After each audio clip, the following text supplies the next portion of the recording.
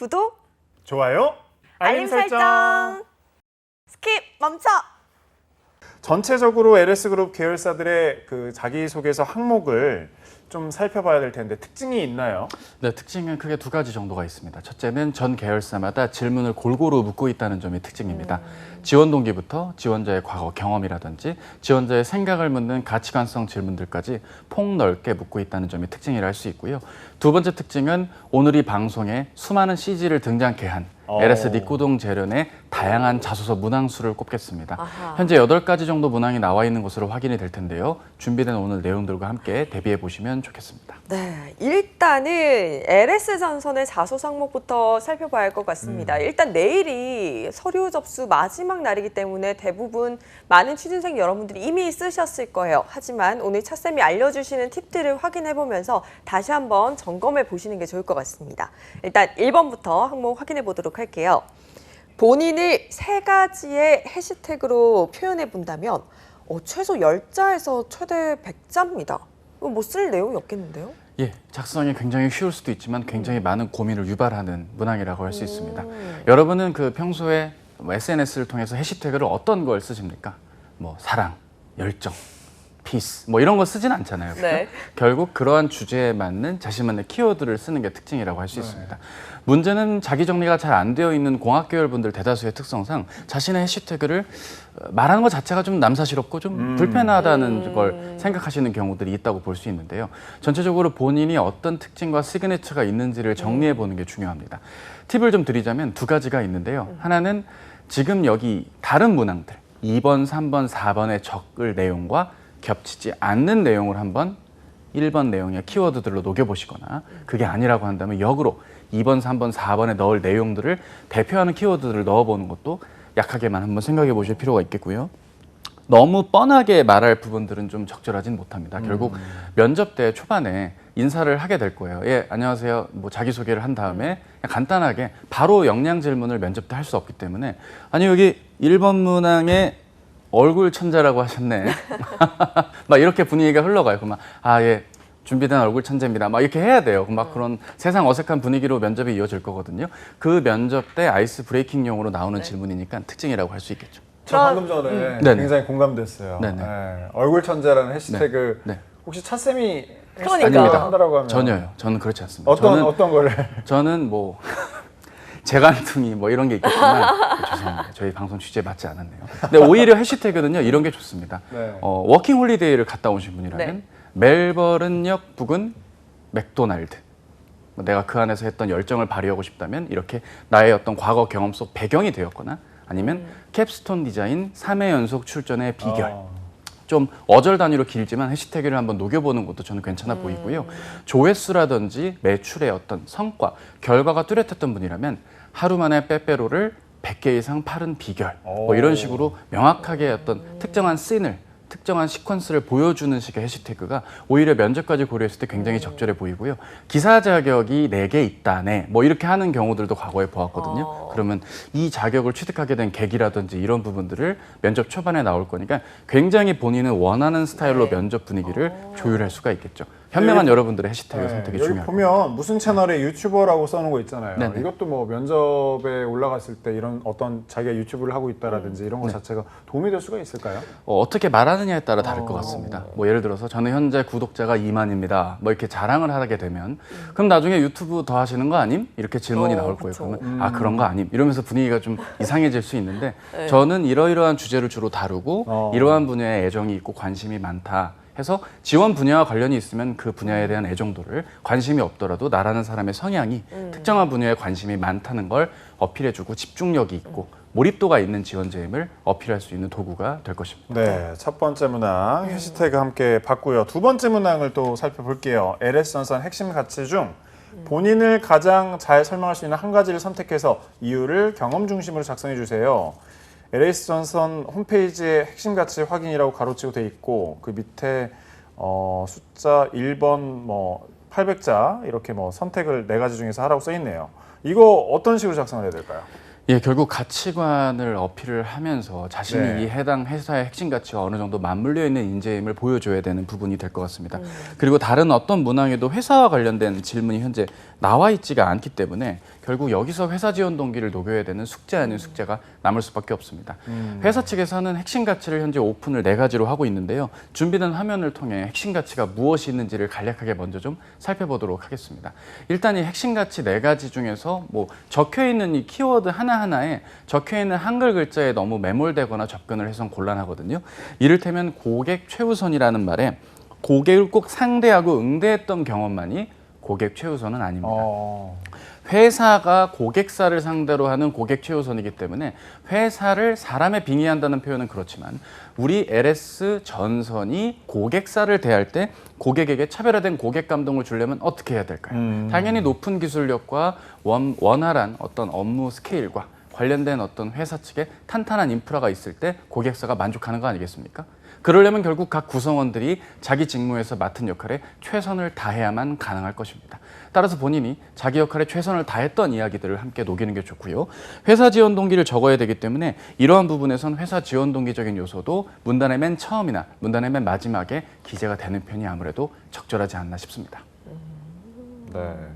참 뭐 네. 작성을 굉장히 잘 해야 될 것 같은데 이게 또 그러면 구성에 대해서 뭐 어떤 식으로 적어야 될지 고민이 될 것 같아요. 어떻게 써볼까요? 네, 이런 문항이 좀 낯설 수 있겠지만 조금만 관점을 달리하시면 굉장히 작성하기가 쉽습니다. 크게 4단계로 나누어서 볼 수 있는 글의 작성 가이드 한번 같이 확인해 보시죠. 일단 첫 번째로 적으면 좋겠는 게 이 4가지 핵심 가치 중 한 가지를 고르셔서 그 핵심 가치가 LS 전선의 최근의 사업의 현황과 함께 녹여지면 좋을 것 같습니다. 그리고 그와 함께 관련된 내용을 적는 거죠. 이를테면 차세대 초전도 케이블 개발에 성공했던 것을 통해 볼 때 전문성을 중심으로 하는 LS 전선의 핵심 가치를 실제 사업에 잘 실행했다는 것을 확인할 수 있었다. 초고압 해저 케이블 공급권의 지속 가능한 사업의 성과는 고객 최우선의 가치와 맞물려 있다. 이렇게 회사의 특정한 현황이 핵심 가치 무엇과 맞물려 있다고 나는 생각하고 거기에 걸맞게 나는 이에 맞는 강점과 경험을 보유했다 라고 말하면서 그 다음에 관련 경험, 그때 내가 무슨 상황이었고 어떤 역할과 어떤 과정 끝에 어떤 성과를 거두었다 혹은 어떤 교훈을 얻었다로 이야기가 마무리되면 되는 구성입니다. 네. 그렇군요. 2번까지 함께 살펴봤고요. 이제 3번 문항을 한번 살펴보도록 하죠. 지원한 직무에 필요한 역량이 무엇이라고 생각하는지 knowledge, skill, attitude 3가지 관점으로 구분한 뒤 본인 어떤 역량을 갖고 있는지 구체적으로 작성해 주세요. 3가지 관점이라고 또 이렇게 짚어져 있는데 나눠서 좀 작성을 해야 되나요? 예, 맞습니다. 이제 뭐 거의 진행이 원만해지시면서 이 취업 쪽에 확실히 좀 깊이 들어오신 것 같아서 싶어요. 예, 좋습니다. 파이팅이고요. 어쨌든 이런 방향에서는 말씀 주신 대로 지원 동기를 나누어서 작성하시는 게 무엇보다 중요하겠습니다. 회사 측에서 정확하게 가이드라인을 요구하고 있습니다. 지식, 스킬, 태도 측면으로 셋으로 나누어서 접근을 해야 되기 때문에 각각의 조건들이 엄청나게 긴 스토리텔링을 요구하는 게 아니라 거의 반경력 기술, 경험 기술을 한다는 생각으로 간략하게 조건 내용에 맞게 800자 안에 다 채워야 된다는 점이 특징이고요. 어떻게 글을 써야 되느냐? 전체적으로 지원 직무에 필요한 역량이 무엇인지를 말하려면 업무 내용을 한 문장 적고 해당 업무에 필요한 것은 이러한 역량이다. 이러한 역량과 관련한 내용들을 나는 어떠한 지식, 어떠한 스킬, 어떠한 태도 등을 거치면서 길러왔다라는 쪽의 구성도 적절해 보이고요. 그렇지 않다면 태도 부분의 이야기를 좀 더 자세히 쓰고 싶으시다면 에피소드 속 벌어진 일들을 다 적으시는 게 아니라 성과가 있었고 그 성과가 있기까지 나의 어떠한 업무 수행의 태도, 일을 대하는 관점이 자리 잡았기 때문에 가능했다. 이런 성과가 나왔다는 쪽으로 이야기를 마무리해 주시는 게 좋겠습니다. 네, 이렇게 지금 3번 항목까지 한번 확인을 해봤어요. 저희 마지막으로 4번 항목도 바로 넘어가 보도록 할게요. 단체 생활 중에 발생했던 문제 상황을 개선하거나 해결한 경험에 대해서 구체적으로 작성해 주세요. 역시나 800자인데 이 문항은 솔직히 대부분의 기업들에서 나오는 문항 아닌가요? 네, 맞습니다. 대부분의 기업들에 나오는 문항인데 기억이 안 납니다. 이 경험들이 기억이 안 납니다. 맞아요. 마법처럼 기억이 안 납니다. 평소 식사하실 때는 기억이 잘 나는데 쓰려고 하면 기억이 안 납니다. 그렇기 때문에 우리는 문제 상황을 기억을 해야 되고요. 기업이 왜 자꾸 문제 상황을 질문에 묻느냐? 그 이유는 입사 후에 업무하시면서 문제 상황이 벌어질 수 있기 때문에 묻는 겁니다. 과거의 경험 속 개인적인 어려움이나 문제가 아니라 집단 생활, 단체 활동 속에서의 어려움을 한번 생각해 보시는 게 좋겠고요. 뭐 이런 겁니다. 같이 4명이서 하기로 했는데 2명이 이탈했다. 갑자기 3주 만에 하기로 할 걸 일주일 만에 끝내야 됐다. 이렇게 뭔가 돌발 혹은 예상치 못한 상황 가운데 해당 문제를 어떻게 관점으로 바라보고 어떠한 방법과 대안을 적극 도입하고 시도해서 이 문제를 해결했는가. 이러한 추출로 가보는 게 좋겠고요. 단체 활동 속 나의 문제 해결을 해야 입사 후에도 문제 해결을 잘할 수 있는 우수 인재로 평가받으실 수 있을 겁니다. 네. 자, 이렇게 LS 전선에 대한 자소서 항목에 대한 작성법을 빠르게 알아봤죠. 갈 길이 바쁘니까 다음 계열사로 빨리 한번 넘어가 보도록 하겠습니다. 계속해서 LS 니꼬 동재련의 자소서 항목들입니다. 1번 항목인데요. 자, 당신의 장점 2개와 단점 2개를 구체적으로 기술해 주세요. 천자를 줬습니다. 어떻게 좀 접근해야 될까요? 예, 다른 회사는 대부분 500자나 700자인데 이 회사는 1000자를 묻고 있습니다. 성격 4가지 조건을 묻기 때문에 250자씩 4개를 적으면 되는 거 아닌가라고 심플하게 생각하시겠지만 여기에서 유의할 점은 딱 하나입니다. 하나의 성격으로 장단점을 같이 말하는 게 이 회사의 경우는 적절하지 못하다고 말씀을 드립니다. 저는 자기 주관이 뚜렷한 편이에요. 하지만 독불 장군 소리를 듣지요. 이렇게 말하면 대체 장점인지 단점인지 확인이 어렵다 이겁니다. 명확하게 회사가 장점 2개, 단점 2개라 했으니 4가지의 요건이 들어가야 하므로 하나의 성격으로 원소스 멀티 유지하면 아니 된다. 분명히 좀 말씀을 드리고 싶고요. 장점이 아무래도 하실 이야기나 스토리텔링이 될 거니까 한 600자, 단점으로 한 400자. 단점은 보완을 해야 될 영역의 조건이라는 점을 잊지 말고 기억해 주시고요. 지금 내가 도저히 단점으로 쓸 얘기가 없다. 혹시 평소에 걱정이 많으십니까? 벌어지지 않을 미래에 대한 막 불안함이 있으신가요? 그럴 때일수록 내가 좀 더 핵심과 현황에 집중을 하면서 벌어지지 않을 걱정까지 잔 걱정을 하지 않는 쪽에 이야기 해보시면 어떨까요? 근데 썼다면 어쩔 수 없고요. 잘 한번 생각을 해보셨으면 좋겠네요. 네. 이게 솔직히 뭐 장점 하나만 쓰라 해도 고민이 되는데 단점까지 2개를 써야 되니까 굉장히 생각을 많이 해봐야 할 것 같습니다. 그럼 이번에는 자소서 2번 항목으로 넘어가 보도록 할게요. 지식과 역량의 지속적 습득을 통해 업무 관련 변화를 예측하고 최적의 솔루션을 제시한 경험을 구체적으로 기술해 주십시오.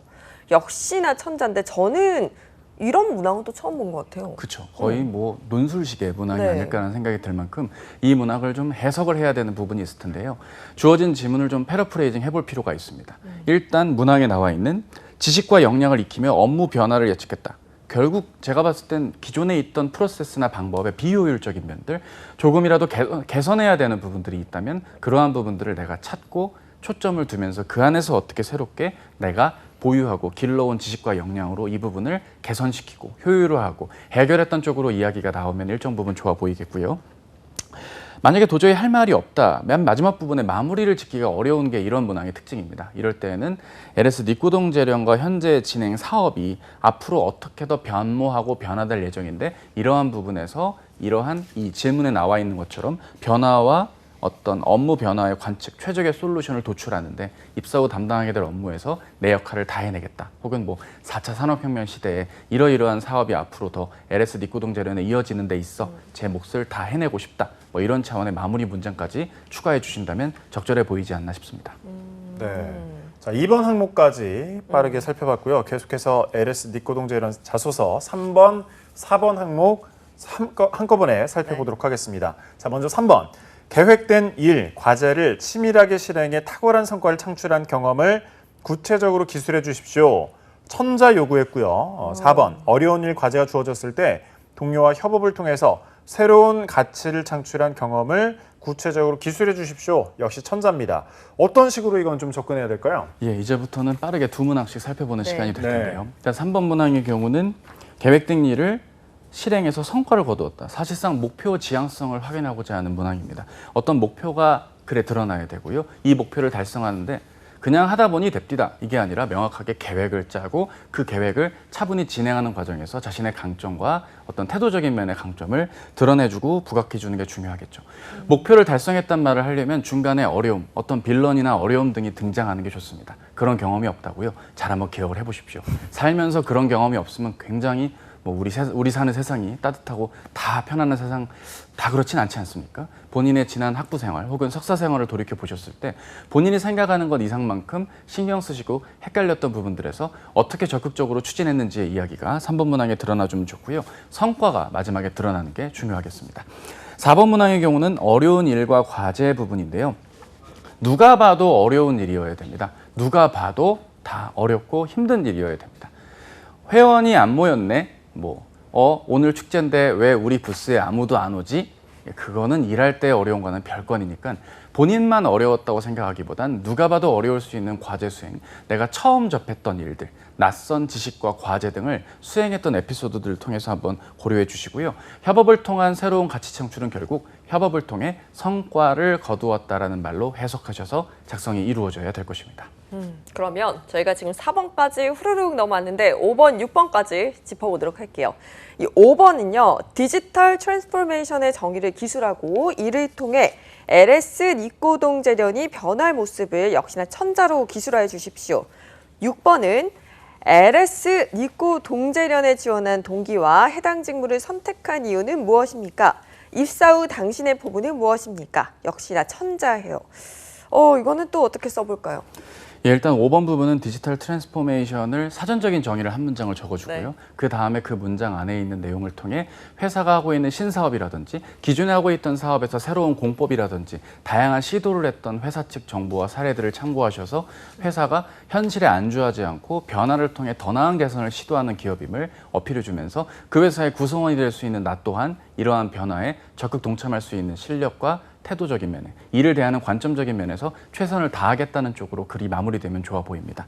6번 문항의 경우는 사실상의 지원 동기인데요. 결국 LS 니꼬동 재련이 전 세계의 여러 생산 공장을 갖춘 글로벌 회사들 대비 갖고 있는 차별화 포인트, 새로운 공법이라든지 새로운 시도, 신사업의 확장 등을 비추어 볼 때 해당 회사만이 갖고 있는 경쟁력이 있고 이 경쟁력을 내가 더 끌어올린다거나 혹은 이러한 회사라고 한다면 내가 자부심을 느끼고 적극적으로 근무할 수 있는 그런 플랫폼이다.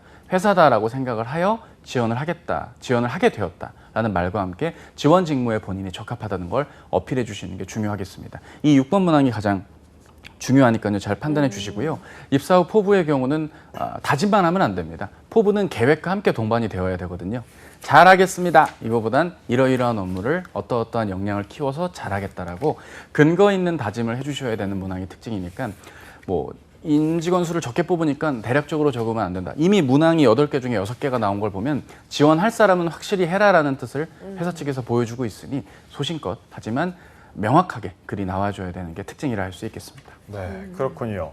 재빠르게 짚어봤는데 계속해서 7, 8번 항목 함께 살펴보겠습니다. 7번, 데이터 분석, 통계 관련 직무, 경험 지식 습득을 위해서 노력한 경험이 있다면 구체적으로 기술해 주십시오.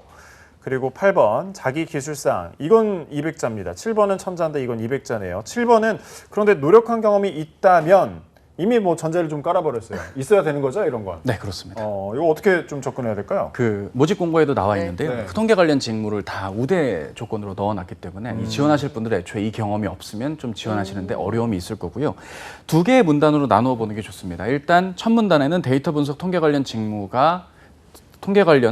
경험이나 지식 습득이 왜 필요한지에 대한 이유가 먼저 나와야 됩니다. 당연히 업무 내용과 함께 이러한 부분의 지식과 내용들이 필요하다는 점을 기술해 주시고요. 그러한 부분에 맞게 내가 그 학습적인 면에서 어떻게 준비를 해오고 있다까지 적으면 약 500자 정도가 마무리가 될 거고요. 실제 경험 측면에서 이러한 지식을 습득하시는 과정에서 특정한 데이터를 가공하거나 처리하거나 특정한 프로그램에 참여했던 내용들을 후반부에 적어주시면 되는 부분입니다.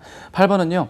1번부터 7번까지 적지 않은 부분의 내용을 추가해 주시면 되는데 단순히 무슨 자격을 취득했다거나 식의 이력서보다는 본인이 보여주지 못했던 자신의 어떤 목표하는 바 혹은 자신이라는 사람의 캐릭터나 시그니처를 보여줄 수 있는 성향적인 면을 어필해 주는 것도 나쁘진 않아 보이고 아니면 LS 니꼬동 재련에 대해서 내가 이런 마음을 갖고 있다, 이러한 생각이 있다라는 점을 어필해 보는 것도 좋겠습니다. 네, 정말 먼 길 달려왔습니다. 이제 마지막 계열사가 LS 일렉트릭인데 4가지 문항이에요. 이 4가지 문항 어떻게 풀어보는 게 좋을까요? 예, 문항들이 갖고 있는 특징상 결국 골고루 질문들이 나온다는 점이 특징인데요. 한 문항씩 답변을 한번 어떻게 구성하면 좋을지를 생각해 보도록 하겠습니다. 희망 직무 수행에 있어 필요 역량과 갖추기 위한 노력. 네, 사실상 직무 지원 동기를 묻고 있습니다.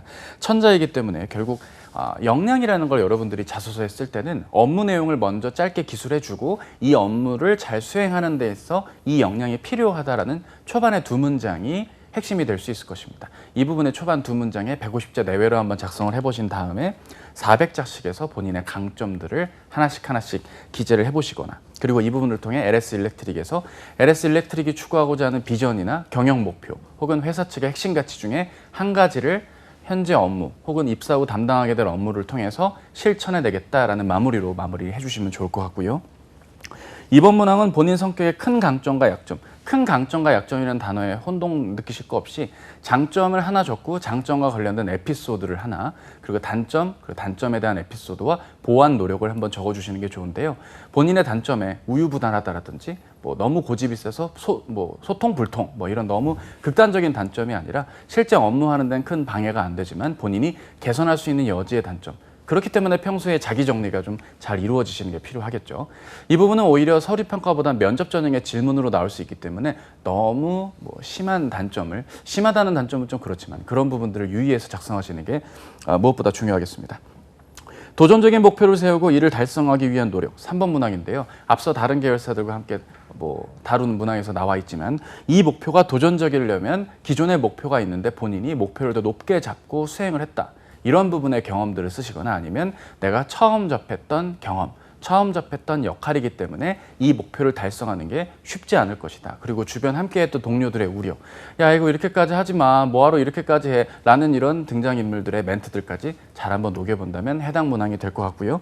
마지막 4번은 역량기술 사항에 대한 부분입니다. 본인이 해당 역량을 보유하는 데 있어서 어떠한 프로젝트라든지 어떠한 경험치와 내용들이 있는지 지금 준비된 화면에도 나와 있지만 이게 문장으로 꼭 들어가야 될 이유는 없기 때문에요. 글자 수를 1000자에 가깝게 최대한 채워주면 좋지만 꼭 글자 수를 다 채워야 되는 것은 아니기 때문에 지원 직무에 걸맞게 해당 역량에 대한 내용들을 어떻게 기술하게 되었는지를 해당 기관에 대한 설명과 내용들로서 약술로 기술해 주신다면 적절한 어떤 접근이 아닐까 생각을 하게 됩니다. 네, 정말 정신없이 달려왔습니다. 네. 이렇게 세 개 계열사까지 우리 차쌤이 하나하나 좀 자세하게 짚어주셨는데 끝으로 지원하는 그 지원자들에게 한 말씀 해주시죠. 네. 사실 이 영상을 언제 어느 시점에 보실지는 모르겠지만 본인이 작성하신 것과 같은 방향이 있고 다른 방향이 있을 겁니다. 다른 방향이라고 한다면 아마 그 다른 방향이 다른 지원자들도 비슷하게 썼을 확률이 있으니까요. 저희의 이 영상을 보시면서 한 번쯤 새로운 시각으로 작성 부탁드리겠고요. 무엇보다 중요한 거는 첫째, 문항의 의도를 파악하는 게 중요합니다. 이 질문을 왜 나에게 했는지를 파악하는 게 중요할 텐데요. 지원 의지를 잘 담아야 되는 측면에선 다른 두 계열사들은 괜찮지만 LS 전선의 경우는 이번 문항에 회사 지원 동기를 핵심 가치와 잘 녹여야 된다는 문항의 의도를 생각해 주시고요. 다른 계열사들 중에 지식과 역량을 통해 학습을 하시고 이런 부분들이 결국 단순한 자기 개발이 아니라 무언가 문제를 개선하는 것의 문항이었다는 걸 기억해 주십시오. 그리고 회사마다의 주요 사업과 현황 정보를 종합적으로 파악해야만 가능한 것, 그리고 제발 부탁인데 핵심만 적으셔야 됩니다. 장단점을 경험으로 적을 때 언제였더라, 재작년 겨울 이러면서 이야기가 너무 길어지면 굉장히 곤란하다. 이 점을 말씀드립니다.